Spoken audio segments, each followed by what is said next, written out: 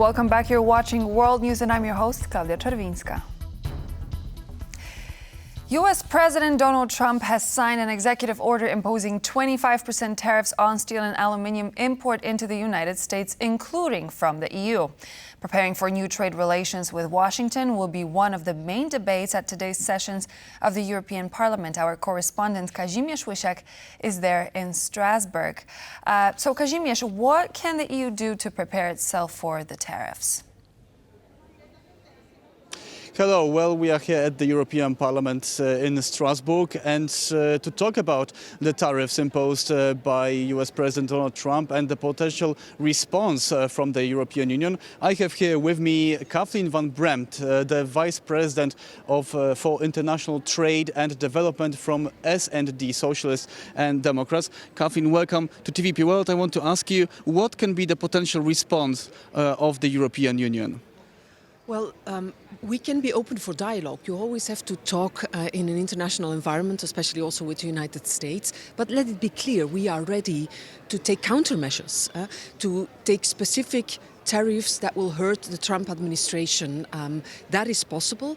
A second point that is very important in this context is we now already have an overproduction of steel, mainly, and aluminium, but mainly steel. And we need to be very vigilant that the Chinese, who now export towards the United States, and with these new tariffs, will start dumping their steel on the European market. And that will, next to the tariffs of Trump, will really hurt our economy and our sectors. And so we need to be really careful that we don't have these dumped steel coming from China into our cars of the future, into the windmills. All right, thank you very much. That is indeed something that we need to look out for. So thank you again for being here with us. And well, this is something that definitely the European Union needs to take into account. China is also, like Kathleen said, is an important part in all of this. And the EU can introduce counter tariffs on the United States. It has done so in the past. In 2018, US President Donald Trump imposed tariffs on more than 6 billion euro of goods from the European Union. And the EU responded with duties on close to 3 billion euro of products coming into the European Union. So this is something that the EU can do. Another thing is the so-called anti-coercion instrument. That's something that was introduced in 2023, and that's an instrument which allows the EU not only to impose tariffs on goods of countries which put economic pressure on the EU, like the United States, but it also allows the EU to limit investments and digital services coming into the European Union. This is especially important when it comes to investments from companies like Google, Microsoft, Netflix or Uber. So huge companies investing in the EU. A lot of things that the European Union can do. We just have to wait and see what the actual response will be. Thank you so much. That was Kazimierz Łysiak reporting for us live from Strasbourg and earlier joined by Belgium MEP Kathleen Van Bremt. U.S. Ambassador to Moscow, Lynne Tracy, has visited the Russian Foreign Ministry. The reason for her visit remains unknown for now. Russian media has shared footage showing the U.S. ambassador entering the Russian Foreign Ministry building in Moscow. This news comes as reports are surfacing on social media of an aircraft owned by the U.S. Special Envoy to the Middle East touching down in Moscow. There are no news yet on whether the envoy himself, Steve Witkoff, was aboard the plane. Ukraine has essentially agreed to give the U.S. access to $500 billion worth of rare earth minerals to compensate for its aid funding, President Donald Trump has said.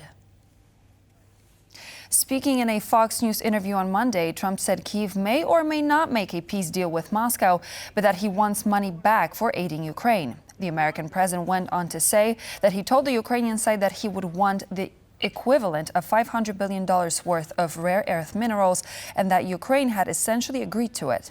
On Friday, Ukraine's President Volodymyr Zelenskyy said that he wanted to do a deal with Trump in return for continued military support and security guarantees.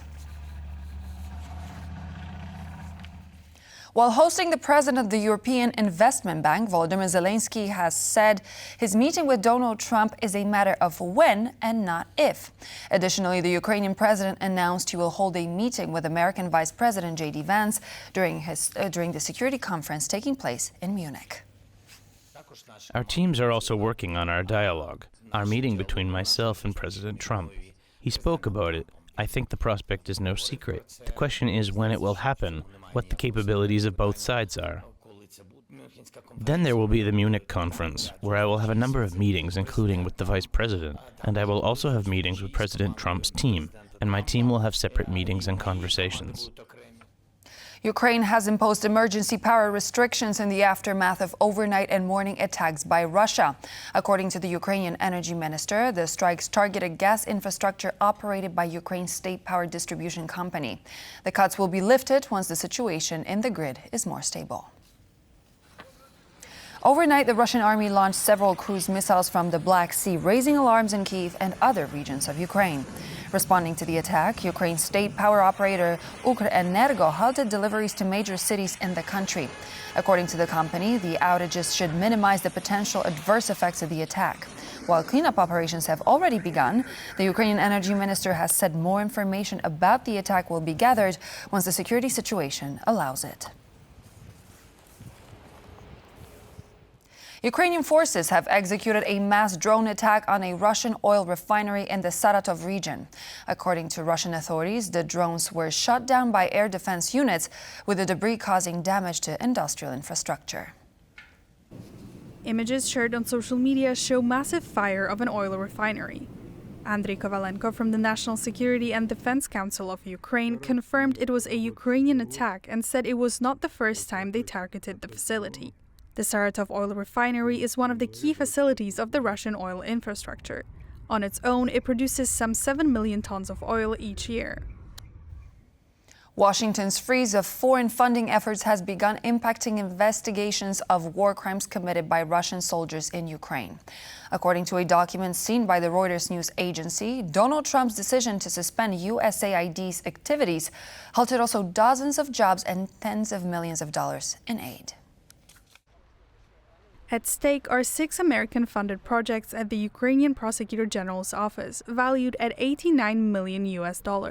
Funding for at least 5 of those initiatives has already been frozen. The affected efforts covered issues ranging from preservation of evidence to anti-corruption initiatives. 2 of the listed projects were funded by USAID, while 3 by the Bureau of International Narcotics and Law Enforcement. Out of the frozen funds, $47 million was allocated to investigating war crimes committed on Ukrainian soil.